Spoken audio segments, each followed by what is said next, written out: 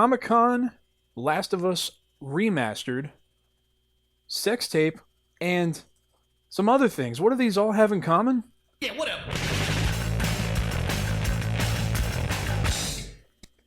Holy shit, it's been a while, so I don't know what to say. Yeah, what up? 'Cause this is the United States or whatever. And this is my United States or whatever.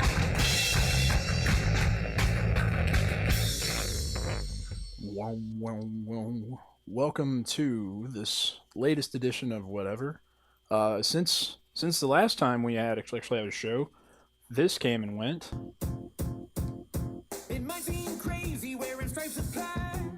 Did you see any of this, Justin? I did. What'd you think of the videos? I liked them all. I did too, personally. This Weird Al Yankovic released his latest album called Mandatory Fun. I love the title. And it's his, I don't remember how many albums he's had, it's 14 or so. But he was under contract since 1982, and this is his final record with the deal with RCA Records. And now that his contract is fulfilled, he's no longer doing albums full of songs before releasing them. He's just going to do like singles, like topical singles as things happen. He'll just do a song and then release it. That's So good. yeah, what's scary is that after all these years of Weird Al being topical and on top of issues and things like that, he'll be more relevant than ever now because he'll be releasing things in a flash. Like kind of like how South Park does their show. So Exactly. So I'm looking you know forward to what also that. is crazy. what's that? He still pretty much sounds the same, and he's still making videos to this day. Yeah, exactly. And he still has a talent, and he still has the fun element in it. Like Yeah. every single one of his videos, everything he's ever done is family appropriate, which is amazing. And then, he's never sacrificed his integrity to bring you some laughs, which is great. So now, as a result of him being such a good guy all these years, he's been rewarded. He just had his this album just hit Billboard 100, Billboard 200, #1 spot for the first time in his career. So. Well, that's Congratulations to you, Weird Al. Yes, congratulations. All right. So anyway, this is where Jack Black comes in the video. I love that. Oh, I love that. Yeah, it's awesome. He has such enthusiasm. He's like, I'm in a Weird Al video. It's amazing. Yeah. All right. So that's enough of that. All right. So congratulations, Weird Al. Please stay around, and I'm glad he's kept up with himself too. He's not, he didn't get fat like his video made fun of or anything. So Yeah. he sat around and he's been doing his thing all these years. All right, and before we go any further, I guess we should address the elephant in the room. Hold on a second. Let me go ahead and pull this up here because it's kind of relevant to what we're going to be talking about. Actually, it's not relevant to anything. No? I just wanted to. I hear you typing. It sounds like It does. Hold on a second, because it's very important that I get this right. Okay, so this is what? Don Allen getting it right. yeah, this is me getting it right. So we have to address something that happened since we last adjourned, right? Yeah. And that is the fact that one of the world's most eligible bachelors is no longer a bachelor. Ooh. As of July 19th, 2014. And if I could, I'd just like to read a little bit about this person here. So, in his early life, he was a son to a journalist and an author, and he has two brothers, Michael and Sam. And his parents divorced when he was 7, and growing up he spent weekdays with his mother and weekends with his father, but he underwent therapy for his parents' divorce, but he said it was a waste of time because he didn't mind. He said, I cried my eyes out and kicked and screamed and said, why? And all the things you do when you find out, but a few days later I was fine, but I still had to go to therapy. Says he describes his family as very musical and credits his mother with starting him out on the path. Yes, of course, I'm talking about none other than frontman for Maroon 5, Adam Levine, got hitched to his longtime fiancée, Behati Prinsloo, on July 19th, 2014. Sorry, ladies, he is no longer on the market. So, sadly, Sadly, Justin, you share your wedding anniversary with this guy. Is that really? Is that true? That is absolutely true. Yes, he Well, got hey, married on the exact same day you did. So That's two of us that aren't in the picture anymore. Then. whoa, that's exactly right. His isn't as important. You don't know him. Shut him So, up. all right. So, but yes. So Justin, you got hitched. I did. Well, congratulations. First Thank of all, you. I hope it's going well. It is going well. Okay, It's going good. That's a relief. All right. Yeah, Second, no, I'm just kidding. Okay. But yeah. So, is it any different?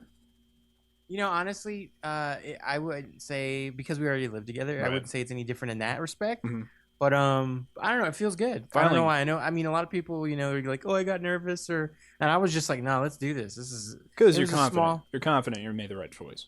yeah." And Right. it was a small little personal wedding. At Yeah, her it looked parents' nice. house. I saw the Facebook photos. It looked nice. And for everybody who's into gaming, obviously, and listening to this, we Mhm. had a Link and Zelda cake topper. Oh, that's awesome. Did you really? Yeah, Very, very topical. And then that's very. you obviously had the podcast in mind when you were choosing it. You were like, "This would be great to talk about." Yeah, you didn't see the picture of it? I did. Oh, okay. Yeah, but the listeners didn't, Yeah, that's true. Yeah. unless they're. You can see it on my right now. It's my main Twitter picture. So slasher JPC at slasher JPC. Mhm. You can see it Go there now, everyone. right now. Lest And then- ye be disappointed. And be ye follow me too. There you go. All right. So, but again, congratulations, and Thank you. wish you the best for the rest of your life.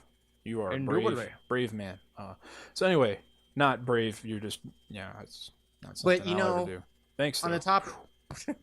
Woo! On the topic of love, though, there's Yes. kind of been an interesting thing going on. Huh? Wow, that's a really good transition. Yes. Okay. I was gonna talk about something else really quick, but we'll go with that because that's a really good transition. So what he's talking about is there's an article written today. It was a review of The Last of Us Remastered on GameSpot, right? And it was done by Carolyn Pettit, and in it, here's what she has to say. Still, if you think too carefully about the importance the story places on the connection between these two characters, referring to the two lead characters, Ellie and Joel, things start to fall apart a bit, because The Last of Us is an action game that adheres to the established template of the genre. Over the course of your journey, you murder not just 1 or 5 or 12 people, but dozens and dozens of them. And it's questionable whether a man who treats the lives of so many of his fellow human beings as so disposable would really be capable of placing any meaningful importance on the life of one particular individual. You can't soil your hands with the blood of hundreds and still have room for love in your heart.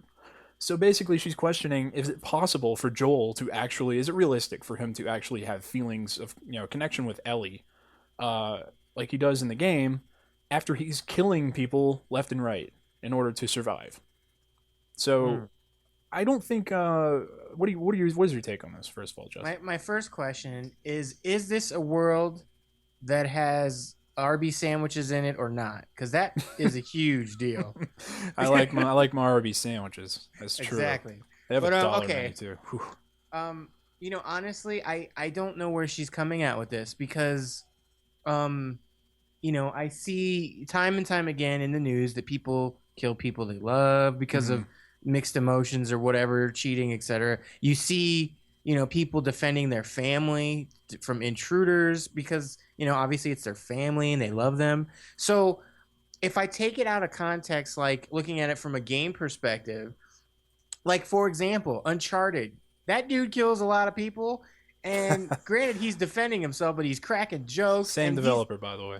Yeah, and he's technically still like in the world we're in. Yeah. But if you take The Last of Us, which is in a world that's basically gone to shit, and I mean it is a do or die world, and people have to defend themselves. I mean, it strikes me as appropriate and totally relatable in that situation, in that setting. Yeah, I agree Setting with that. works. One of the things I said, I wonder what she thought of BJ Blazkowicz in the new Wolfenstein game, because he, there's a romance there with him and Anya, and I thought it was pretty believable, even though he murders hundreds and hundreds of people horrifically. But I guess Nazis aren't people now or something. But one of the things that I wanted to read, if I can find his post, there's this guy, Shocking Alberto, on NeoGAF, Mhm. and Yeah. his tag used to say is too reasonable for this forum, and he said it like perfectly. I thought. Let me see if I can find it. Unless they just like banned him and kicked him off GAF, which I don't think they do that. They don't Yeah, do it's that. because he's because yeah, I see people quoting him already and saying I agree with all of this. Okay, so here's what he says. He says she's basically taking the aspect of what makes the characters of Last of Us unusual and often monstrous, and going, no, that can't make sense. Which that's kind of the point. Joel is broken and makes irrational, insane decisions because of this attachment that is filling a hole in his life. It's not supposed to make sense because the idea that there is someone who has racked up such a body count is something none of us have ever dealt with before. So it's not supposed to be this thing where you understand exactly where he's coming from when he does what he does. In any case, I disagree with the premise on its face of defining what real love is. She says, she tweeted to someone and says, well, if you think that he's capable of loving, then we have different definitions of what real love is. So that's what he's saying there. He says, and who is really capable of love. The world of The Last of Us is very obviously and not particularly gracefully about a change in societal circumstances that makes humans behave like animals in both metaphorical and not so metaphorical displays. Someone who has killed a bunch of people is not necessarily a sociopath in that context and can form an emotional bond with others. So it's exactly what you're saying, Justin, is in that context, in that world, that post-apocalyptic setting, kill or be killed, it's not murder in basic terms, right? Yeah. Because I mean, you're not intentionally like, I mean, you're intentional, but it's out of self-defense for the most part, right? Like, Yeah. The Walking Dead does this as well, and I don't understand where she's coming from. One of the other people that I saw in the thread said, somebody that said that obviously doesn't have a child because yeah. as soon as you have a kid, you would kill another person to protect it, right? You know, Yeah. it's just human nature. It is. I would know now. I have Yeah, a I kid. know. So it's nature in and of itself to protect your young, and that's just one case. So Well, and again, it's not like he's just going out, I'm gonna kill this person. right, I'm gonna kill them too. You know, they're trying to That'd be survive fun. as well. That would make a and fun they game, are though. what? That would make a fun game. But go ahead. Yeah, it would.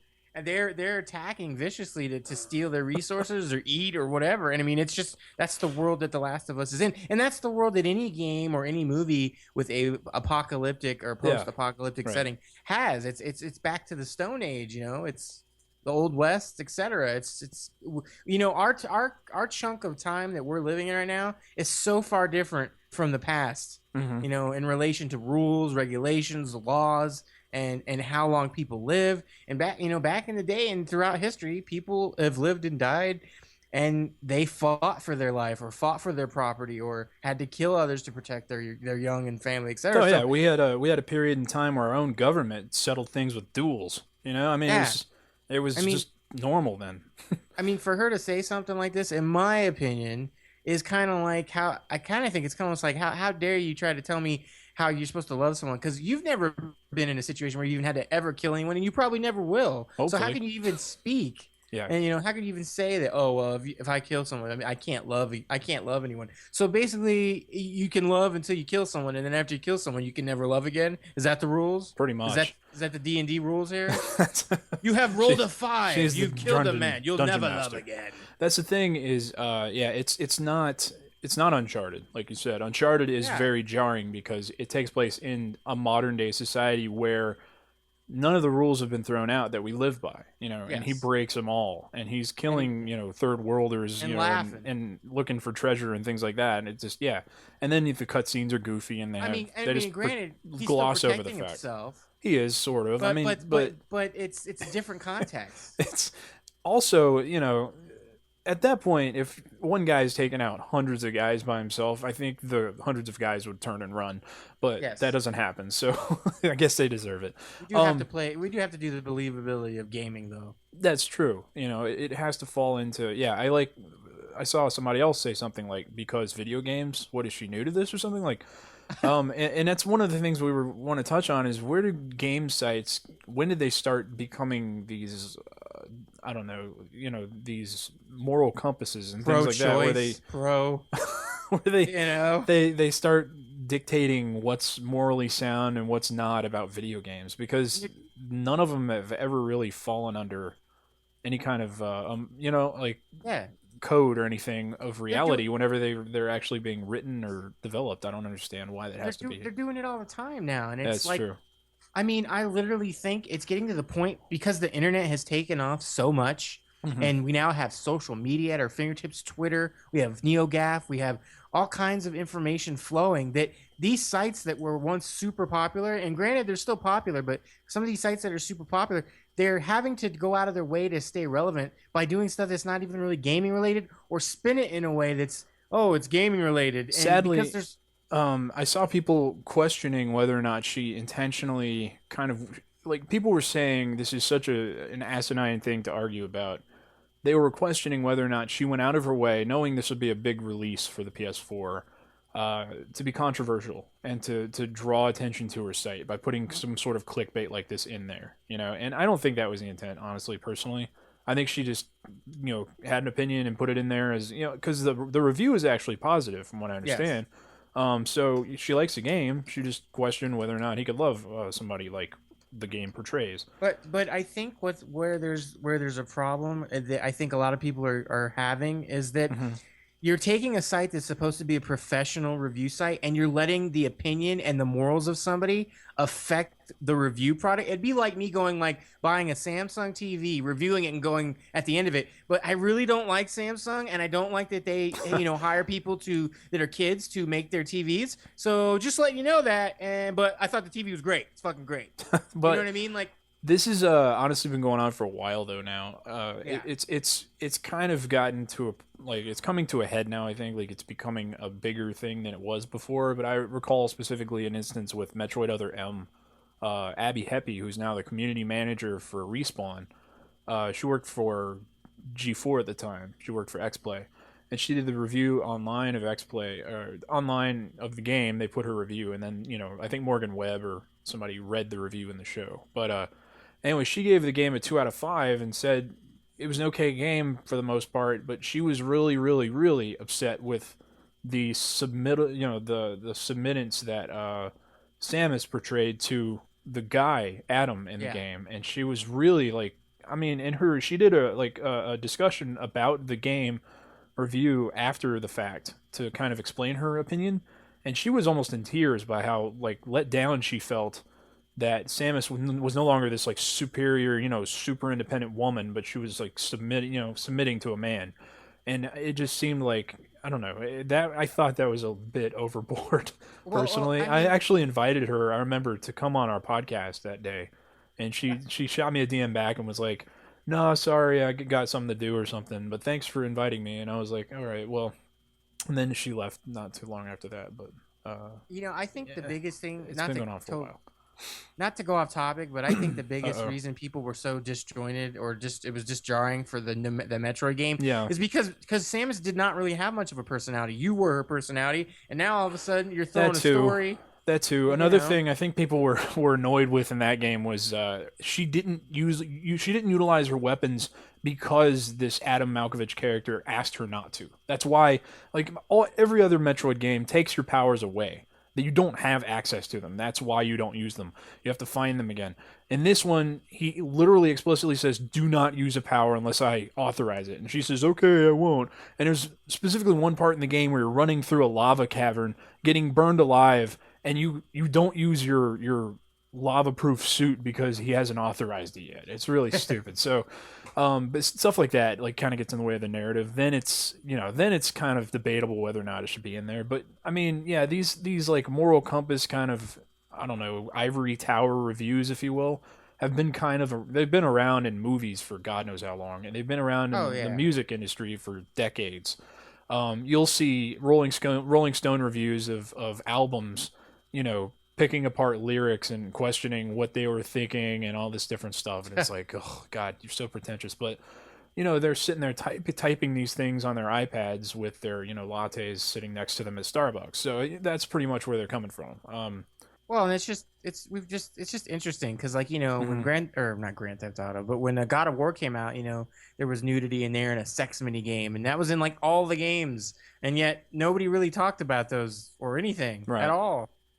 It wasn't like, oh, this game's great, but oh, it's sexist, or That's Oh, true. That kind of falls into what we talked about a couple weeks ago, where the gaming industry at that time went through this really fast kind of maturation process, and it's not really even like a maturity thing. It's just the M yeah, rating was taken much more advantage of, with yes, F word coming in and nudity hitting and all this stuff, and nobody said anything about it at the time, like you said, because it was just kind of that's video games. That's that's aimed at men. That's aimed at boys that are just immature, so it's fine. Now all of a sudden we have, things like Journey coming out and all these different artistic kind of games, and I think people are kind of pining for the medium to be taken a little more seriously. And when that yeah, happens, things are dissected and looked at a lot more closely, and that's what's happening right now. I think because yeah, I think we're undergoing some sort of politically correct kind of movement right now, where we want everything to be appealing to everybody, but at the same time we want it to be artistic. And if things are artistic, the whole point at times is to offend people, and you can't always please everybody at the same time. So, but I think it's good, honestly, that we're having discussions about things like this. Because it's a good sign that the medium is maturing, and eventually will, I don't know. I think things will branch off in the future, especially when VR becomes a big deal. yeah, I think we'll have really adult experiences at that point, and then who knows where that'll go from there. yeah. Ever seen Demolition I, Man? I just don't. Yeah, as long as I don't got a shit in the seashell, we're good. Do the Um, hunka chunka. but I mean, it's just I don't know. Like I just feel like when I read something like that and I read it in a review for a game, I just feel like they're trying to push their views on me, just like a religious person might be coming door to door trying to sell me their religion. And it's like I don't want that. If I wanted that, I would go and find a book or find some news that talks about that topic. But Hmm. instead, I'm going to review sites and or I'm seeing these reviews and they got to bring up this stuff in my face that I just don't want to hear about. I don't care. I don't care what your personal point of view is on that. I just want to know, does this game work? How does it look? Etc. And I just feel like they're trying to push and push and So push. you want But a product review? yeah, I want Okay. that's what the game is a product. I Right. want a product review. Yeah, agreed. And sure you can add your opinion a little bit, but don't start being like, well, this is feminist or this is sexist or this is that, because there's all kinds of different strokes for different folks. Right. And you might like gangster rap for all I know, and I hate it, but why am I going to be like, well, that's stupid that you like, you know what I mean? So and everybody has different morals and values. Yeah, So it that's the big deal. And the thing is, they're pretending that there's like an objective line where morality says you are really loving someone, or you are incapable of it. That's what it came across to people as in her review. And who is she to tell people who they can and can't love and when they can, and that kind of thing? That's just I think that part is overstepping your bounds, because yeah. that's completely subjective. It's not objective in the slightest. And I mean, yeah, I saw people saying things like, it's a failed review because it doesn't talk about the product. It doesn't talk. They were saying she reviewed the game and she didn't review the actual remastering process, because it's a remaster. It's not the original release. Yeah. So people are buying it and need to know if it's a good remaster, Yeah. and things like that. And that's fair, I guess. But the other part of it is, I still think she's welcome to write what she wants, Yes. but you're always free to just not visit her site and read her Well, reviews yeah, from then but on. I And but I that's mean, all. like for example, a site that's like GameStop or GameSpot or IGN or whatever, Right. you know, they have a repertoire. They have a backing. They've got they're huge because they've got funding. They're huge because they get review copies from the developers and the publishers. They're huge because they have the backing to support them. It's kind of like they feed off each other. Right. They get exclusives because the companies work with them, and therefore they get viewership because they get the first views, the first exclusive. Yada bing bang boom. But I think that stuff like that, if they're going to go down that route, they need to separate it. They need to specifically make it like a, opinion piece area or a whatever. But I think in reviews, they just need to get that shit out of there and let it be like a cliff note on the end. Like, here was my personal thoughts. It doesn't affect the score, doesn't affect the review, because that's the other thing. People read this stuff and they will immediately think, well, they didn't rate it very good because of this, and Right. now I can't take their review worth a damn. You know? That's fair. Sometimes, in their opinion, though, that stuff gets in the way of the gameplay. I think Abby Heppy let her opinion of the whole thing with submittal to male dominant figure and things like that affect her opinion, and she enjoyed the game less as a result of it. So I Yeah. don't, I guess it kind of belonged in the review because of that. Because as a direct result of that plot line not pleasing her, she didn't like the game. So I don't know. It's a gray area, honestly. It's tough to tell a reviewer what they can and can't put in the review as much as it is for them telling you what to think. So I don't know. It's a push and shove kind of thing, and that's, I guess it's good for GameSpot because they're getting attention now. Well, and that's the But thing. I think also it's getting really hard to know with somebody's writing something for an actual purpose, like their own feelings, or yeah, are they that's what just I was simply saying. It's yeah I think it's sad that that's the case though. Like because yeah I really I think it's her opinion. I don't think she meant to cause a firestorm with it because of how positive the review is, and it's such a short little snippet. I don't think she didn't make the review about that, yeah but it just kind of blew up into its own thing and took on a life of its own. But as the internet does. that's the other thing is people need to stop overreacting to stupid little things like this too. If she's I don't know if she's gotten any vitriol for it, but she doesn't deserve any because it's No. really it's a pretty harmless little comment. And Yes. it's not like she attacked anyone personally or anything like that. So Yeah. she deserves Well, and see, that's the respect difference enough to too. be able to have her opinion and state it. But Yeah.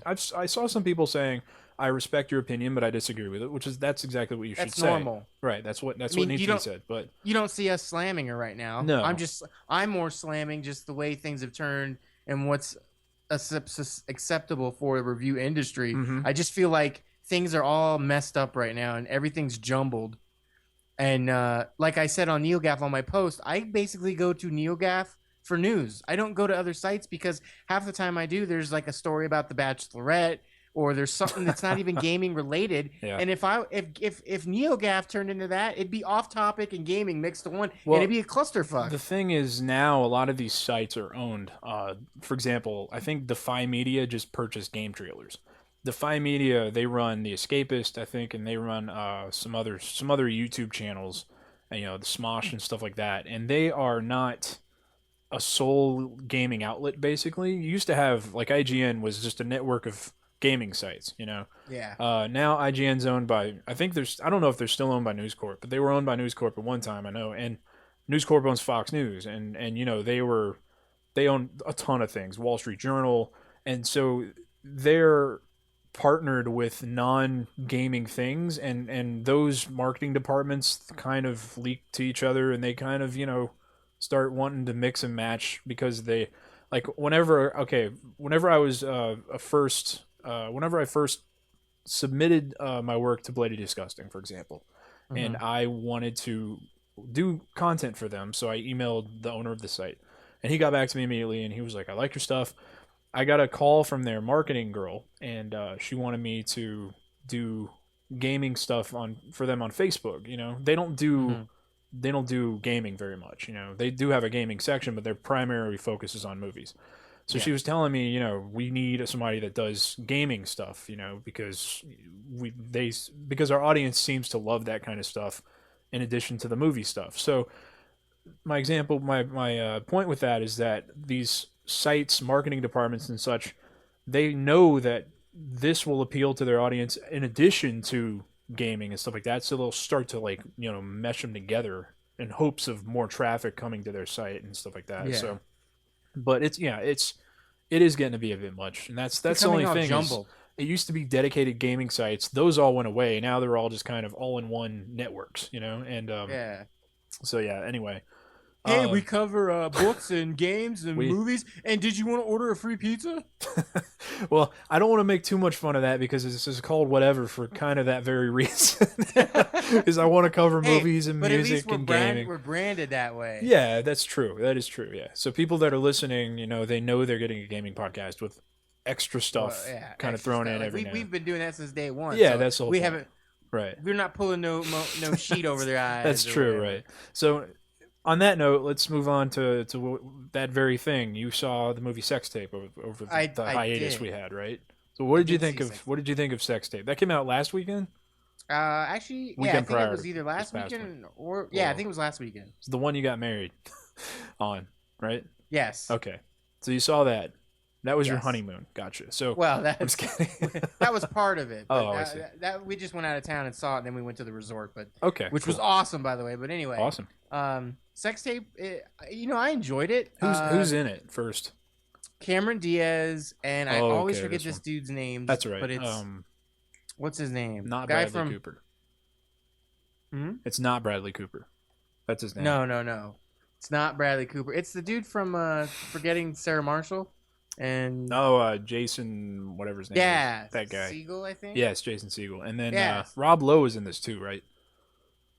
Yes, he has Rob a bit Lowe. part. Does he play a deaf mute by chance? No, that's No, he The does Stand. Yeah, sorry. But Rob Lowe, it's funny because Rob Lowe in the mid to late 80s actually had a scandal of his own involving a sex tape, Yeah. which was kind of funny. I think it happened here in Atlanta. But he's experienced this kind of thing like personally, and he says now it's probably the greatest thing that's ever happened to his career.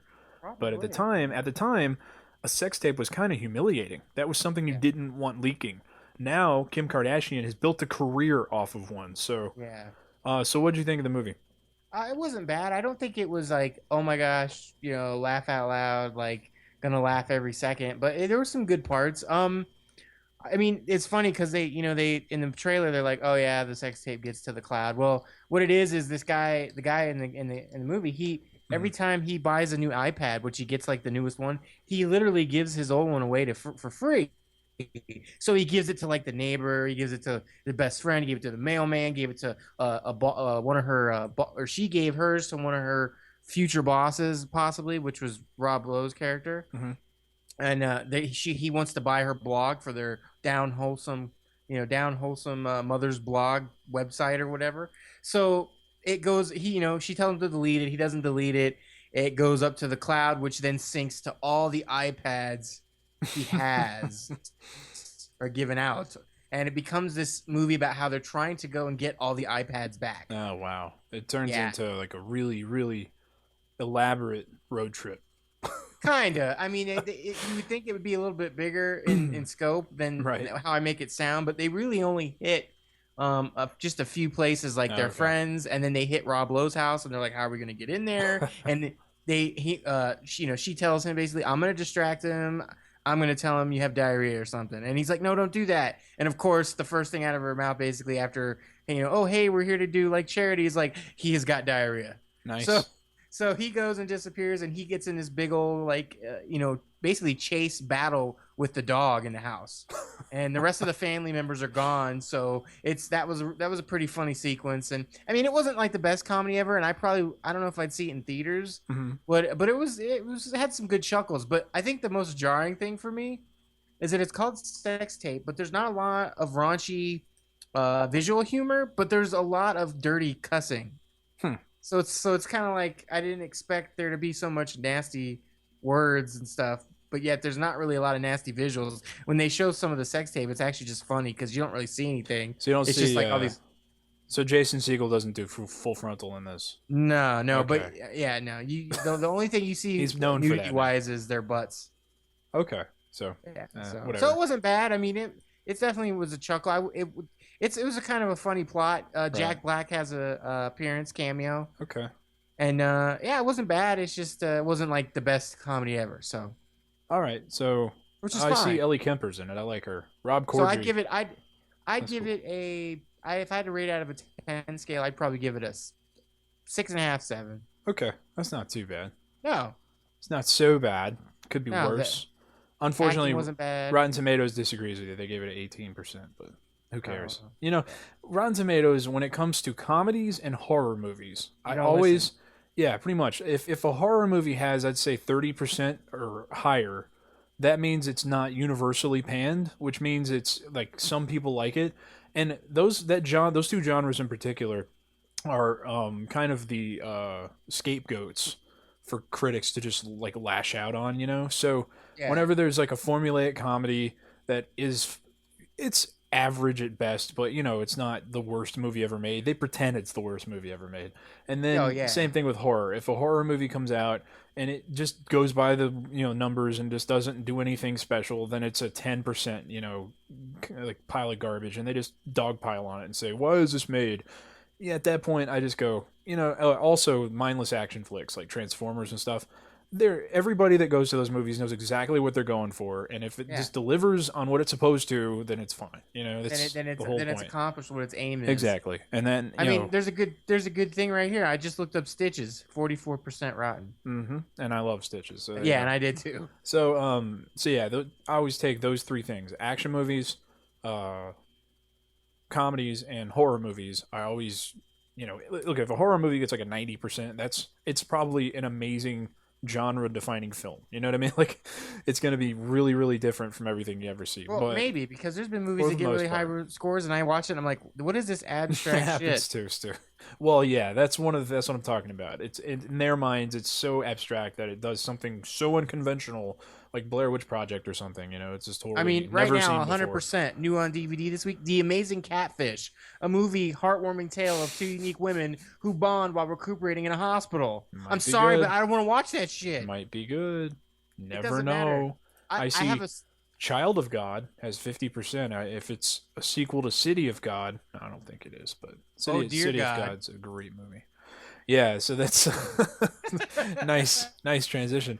The movie that I watched today, wow. So this movie I watched today was in preparation for the convention I'm going to this weekend called Monsterama. And it's the first ever time that Monsterama's happened. It's the first annual. So anyway, I think so. I'm hoping anyway. Bloody Disgusting being there covering it is kind of a big deal to them. That'd be nice to be treated like royalty. I'm kidding, but Of course, royalty, of course. the movie that I saw, there's a couple of guests that'll be there that were in this movie called what was it called? Dear God, No. That's the name of the movie. Dear God, no.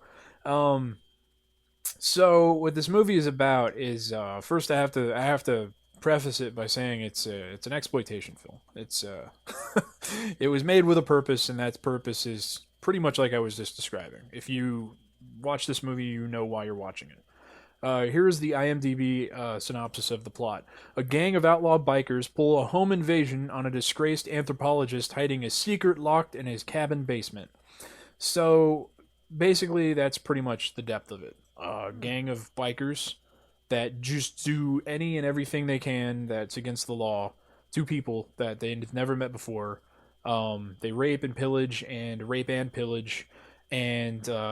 they rape some more. And I have a question. Yeah, go ahead. Is there or is there not a plot relevant point to a naked woman with a Nixon mask on firing a Tommy gun? Sort of. There's a scene where there's yes or no? There's a scene where the bikers come into this strip club, and their dad owns it, and he says, "I gave you this land down in Florida because nobody wants it. That's where you can go, and nobody cares if you kill hillbillies or any of this stuff." But now they're moving north, and they're killing people where people actually care. So he's trying to make the point to them: you guys are idiots. You can't just do anything you want because the FBI's on us now, right?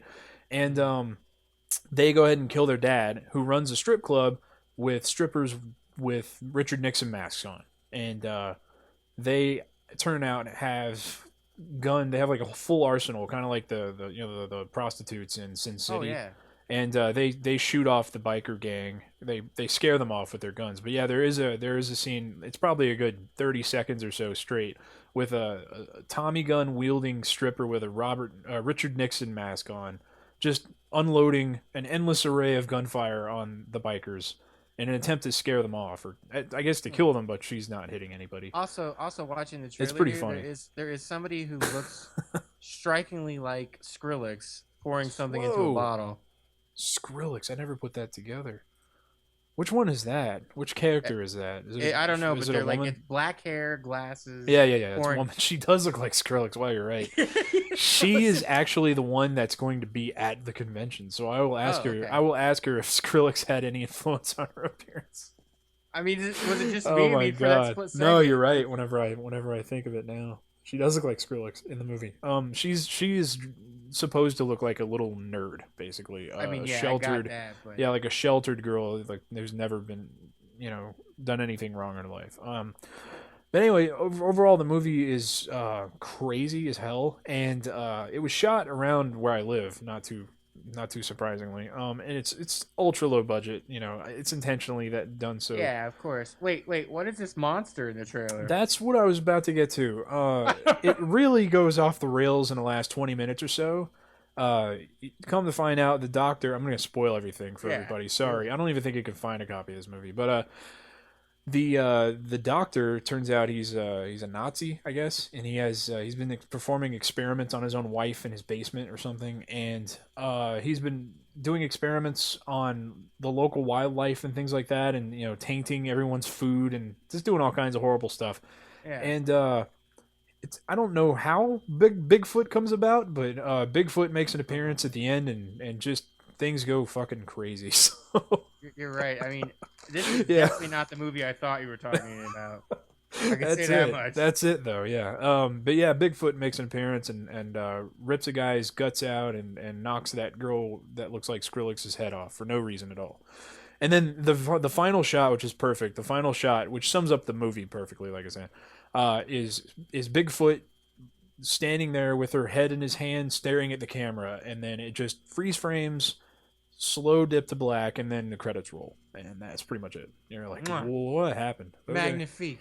Yeah, so I don't even know what I would rate this movie if I was to give it a score. I don't think it's one of those where I could rate it personally. It's just an it experience. exists because some people just wanted to make a movie and wanted to have fun while doing it, I think, and they just did that.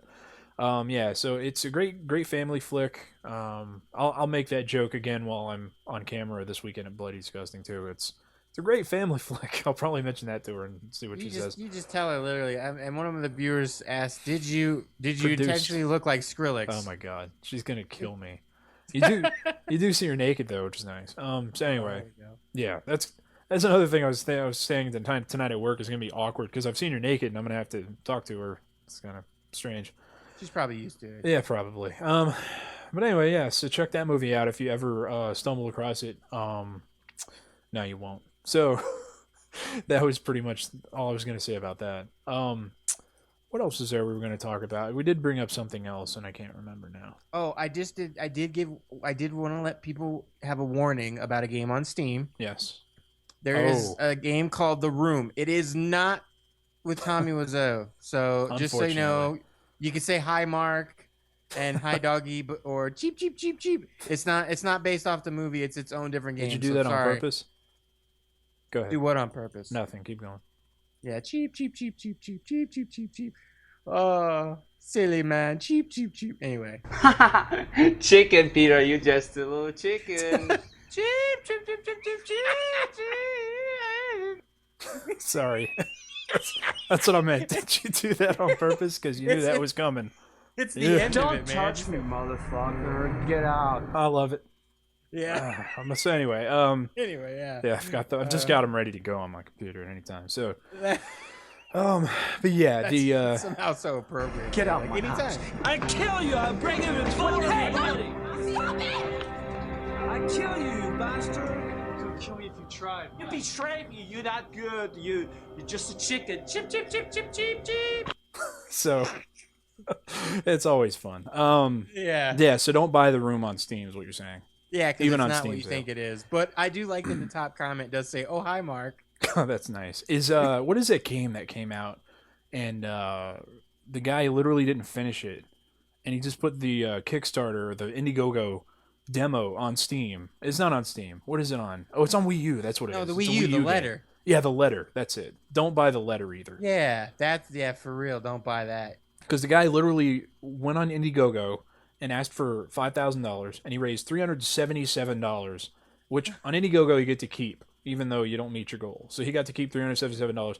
He just pocketed it basically, and then put the demo that he used in the Indiegogo campaign up on the Wii U eShop and selling that for $1.99. You can literally beat the game like 5 minutes. Something. I like have that. no idea how that got approved. Yeah, me neither. But it's very encouraging to people that have horrible game ideas, I'm sure. So yeah, avoid the room. That's on Steam, and avoid the letter on Wii U. There you go. There's your two words of caution for this week.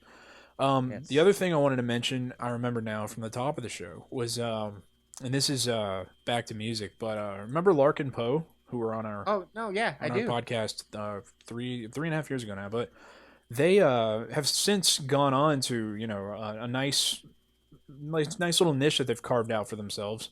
And tonight, it's kind of all boiling over now. You can actually catch them on David Letterman tonight. Oh wow. Yeah, that's pretty big. So they recorded it this afternoon, and I think they're playing alongside somebody who was actually the artist that was on David Letterman, but they're on Yeah. David Letterman with him, which is freaking amazing. So congratulations to them. Yes, congrats, and thank you for being on our show years ago. Yeah, I know. So that's what happens when you come on our podcast. But yeah, I actually went through a week or so ago and remastered. I call it remastered because of The Last of Us. But I went through and I redid the Dragon Con video because it's sort of suddenly topical again. Dragon Con. I went back and redid the video because when I shot it for Control Alt Kill in 2010, I just used a camera that just had a built-in microphone, so you couldn't hear anything I was saying. So I actually went back and I put subtitles through the whole thing now, so you can actually tell what I'm saying and hear the jokes that I'm cracking. I think it's a very entertaining video if you just go and check it out. But this year I'll actually be able to, I don't know, have production values, which is kind of different than anything I've done in the past. But this year it's going to be kind of like a typical kind of stand-up, reporting kind of interview format. That one is literally me just walking around with a camera hip high, talking to people. They don't know they're being filmed because as soon as you put your camera up to their face, they change their demeanor. So Yes. I started talking to people kind of guerrilla style, and it was just really interesting the stuff that I got out of them, and I tried to edit it to kind of be entertaining. But yeah, so anyway, but take Dramamine before watching it because it's very shaky. Other than that, that reminded me I want to go back and kind of do the same thing, remaster the interview we did with Lark and Poe, and kind of clean up the audio and kind of sweeten it a little bit and kind of make it listenable, and then put it up. So yeah, I think people would really like to hear that at some point now because of where they are now in their careers, and it's kind of interesting to go back because they had recently formed, I believe, Lark and Poe. When we talked to them, they were only a few months old, and now they're having a lot of success. And I think it's interesting going back and listening to our interview with them now because they were so new then. Now they had been performing as a different group under a different name for years at that point, but still, it's kind of cool. Just to It go is. back and I just, it's weird. That just goes to show, networking and getting to know people. It can always come back, and somehow you never know. Like you could always meet somebody who you might connect with later that you either have become famous or might be like, oh yeah, hey, and they might help you out. I mean, you never know in this world. So that's true. Yeah, so be nice to everybody because you never know. You never know when you're going to be working with somebody or for somebody. And Exactly. they can come back to help you or hurt you. So now, speaking on this topic, I don't know if you've seen some of my tweets, but I'm just going to go ahead and talk about this on the podcast. Okay. So I've been approaching some PR people Mhm. and some game developers. Now, I haven't done a ton, but I've done a handful. And the reason why is, okay, so here's my pitch, basically. You ready? I'm going to Okay. pretend that you, Don Allen, yes, are a publisher, okay? I am All right, so here we go. All right. self-published. Self-publisher, yes. All right, so you know that online videos like YouTube and streams like Twitch, etc., they're really taking off. I mean, in the last 2 years, we've seen a ton of revenue generated from Let's Players like PewDiePie and even, Tobuscus. And while those are some of the higher bracket, there's still tons that just make money in general, that they're living a fat life off of just talking while they're playing video games. And So my question to you is, how come these companies don't make official walkthroughs or video walkthroughs just like they do official video game strategy guides? Mhm. Because they could be making revenue off of it. Right. What do you think about that? It's a good idea, I think. You think so? Yeah. I think Is that your don't is that your some initial? do that? As far as I know, I don't know any official game developer or Oh, publisher that official game developer one. yeah, or gotcha. publisher that has actual like approved official video walkthroughs. Doesn't mean that they have to, the dev or the PR people have to actually do it themselves, Right. but they can, basically help the people, give them the knowledge to make a Yeah. walkthrough video, Well, and they make the revenue. You've got Ubisoft and whatnot partnering with YouTube content makers for other things already. Like I saw Yes. that parkour video for Assassin's Creed Unity that was put out a few days ago was actually sponsored by Ubisoft. So they're already engaging with the YouTube community for content to market things. Yeah, I see what Yes. you're saying. So why not? But It why makes not sense. get why yeah. not get a piece of the pie themselves? I think the problem is that makes sense. The problem is that they may try to charge for it. If that makes sense. Some Well, no. publishers might. It does make That's what I'd sense, be but I worried. still think it's something like, even if they don't charge for it and they're Mhm. getting ad revenue. No, yeah. And If they you can know do people- that, if they would not charge for it, that would be Yeah. that's a good idea. And you know that people would be willing to watch official videos. I mean, it's anything Yeah. with official on it. People Right, usually right. will. What's that? I said right. Yeah, you're right. Yeah. The thing is, I could see somebody more forward, more in touch with the online community, say Devolver Digital, somebody like that, going for it. That would Yes. I think they would probably do something like that because they do a lot of, online social networking and stuff to market their games already because it's inexpensive and it's effective. Word of mouth is the most effective form of marketing there is. Course. And it's So- getting bigger and bigger with streaming. Yeah, and they're- they're They're really big with Twitter and Facebook in particular. Somebody like EA maybe would do it because they're big with that stuff too. Ubisoft, I don't know. It just depends, I guess, because I think the main thing that I think of is they're Europe based and they're French. Like they're not native U.S. companies, so I think it might be a little tougher to get them on board because decisions have to be made over there. You know what Yeah. I mean? So, but I think locally owned publishers might be on board with something like that. But anyway, my Right. point is I've reached out to some of these people, and the best part about it is they're not coming back right away and saying no. There's interest. There is interest. There's definite interest. Cool. Okay. Somebody said, that's very interesting. Let me run it by some people. I've had another person say they've run it up to some people and they're hoping to get a response within a week. I've had another person say, let's talk about this later when they have more time. So I've gotten to know. I've even gotten a no from somebody, Mhm. and they've told me why it was a no, but they still said that's a really good idea. Yeah, no, I think it is a good idea, especially if it's like officially, sanctioned Yeah. or whatever. Now, see, the problem is as I put in there too, is that, hey, guess what? It takes time to do that, and maybe these Yeah. companies don't want to spend the time. So I'm in hopes of finding a company that will bite, where I can work with them free of charge, and I can get more experience than just being some other YouTube guy. Yeah, that's a good idea. You could and- almost take on a community manager role of sorts. One of the things I think is, the Prima strategy guides and things like that. I think they're done in conjunction with the development team sometimes. Mhm. And so they work with the developers directly on, like where secrets are, where like level Yeah. layouts and things like that, and maps and whatnot. So, it would be beneficial to them, I guess, to get you or whomever they choose to do it kind of in with the development of the game of sorts. I guess maybe with the testing process. Well, it But could be early that, or it early could be access so that you can have it out in a timely manner. Yeah, I mean, and even if, again, this is kind of a new thing, I think, and I think if it takes off with anybody, you will start seeing this happening more. Yeah, you'd have to also come up with a way. You see, I think it would be kind of tough because dividing it into dozens of videos is that can make it kind of tough. You'd have to like really label clearly what part of the game is what, right? Especially for games, Prince of well- Persia, something like that, where they're story based. Well, yes, but it Um, also depends on what they're looking for. If they're really just looking for somebody who's playing the game Yeah. while offering some tips and hints that they provide, Well, that could yeah, be easily done. that's true. It depends on what they're looking for, really, and that's what I've kind of told people too. This is up to the company's discretion. Yeah. This is up to whatever you're wanting, but whatever you're wanting can be done.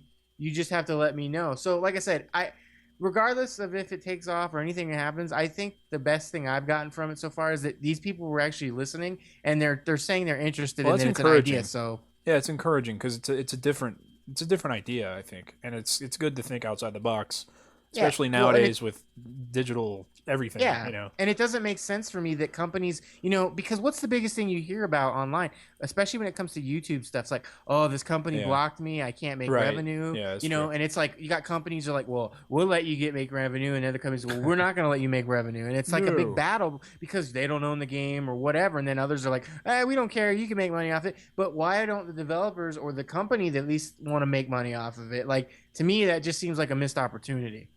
Yeah, I guess you could say it is. I mean, if there's a market there, then it is a missed opportunity. It's huge. It's huge. But I would think if you were to do a playthrough of a game, okay, you're talking about like a walkthrough, right?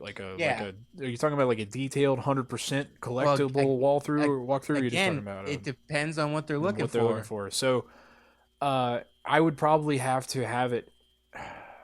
If I were a developer, if I were a publisher, not a developer, if I were a publisher, I'd probably want it as like a single video, the whole playthrough, right?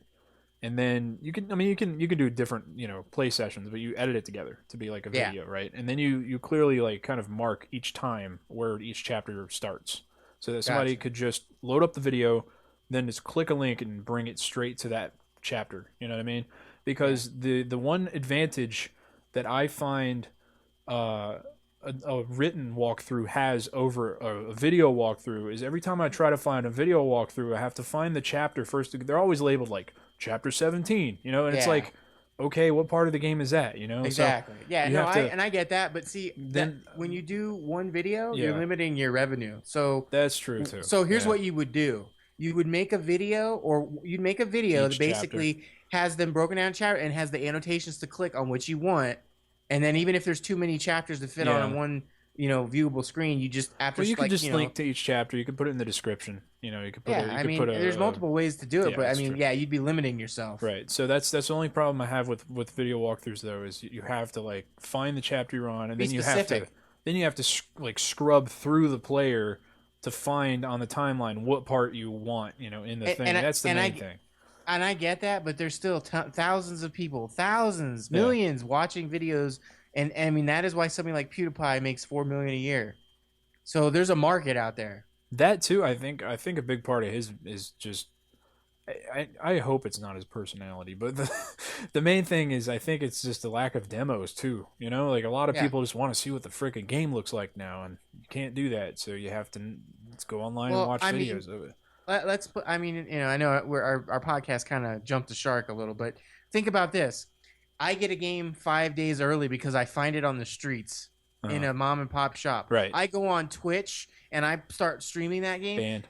I'm gonna get okay. Say they didn't ban you or they didn't find you right away, and No, that they'll ban link you goes now. out. That sale's final. It's YouTube Yeah. now. They'll ban you. If that link goes out though, guess why people?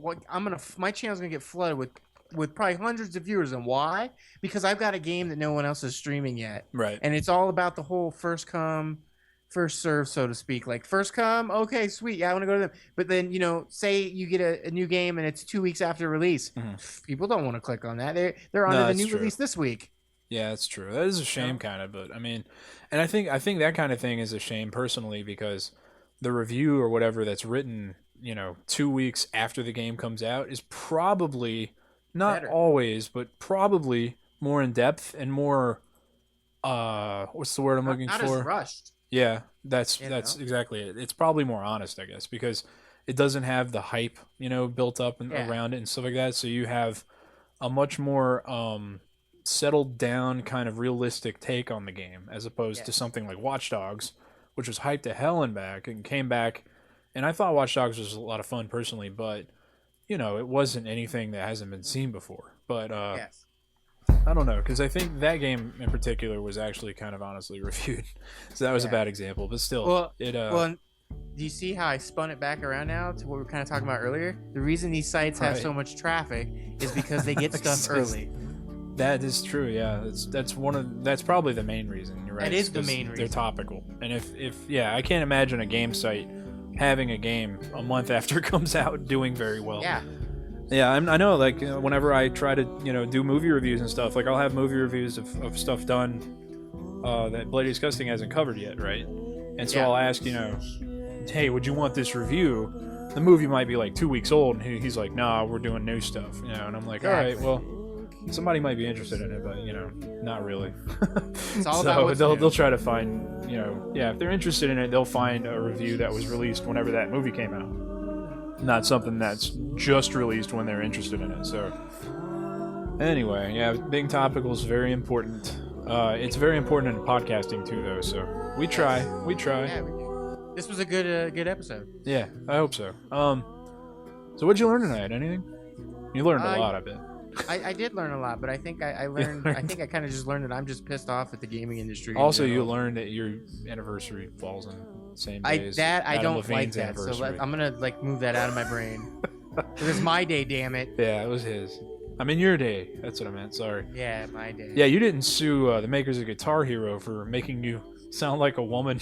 That's true.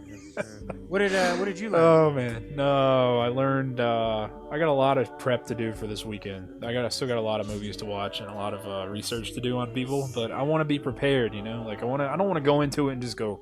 So who are you? What were you in? I want to be. So this is so and so, and they were in this, and I saw it. I thought it was blah blah blah. And kick off. I dare conversation you from to there. end We'll it see how it by goes. just screaming, running away, screaming, "Dear God, no!" Dear God, no! And just run away.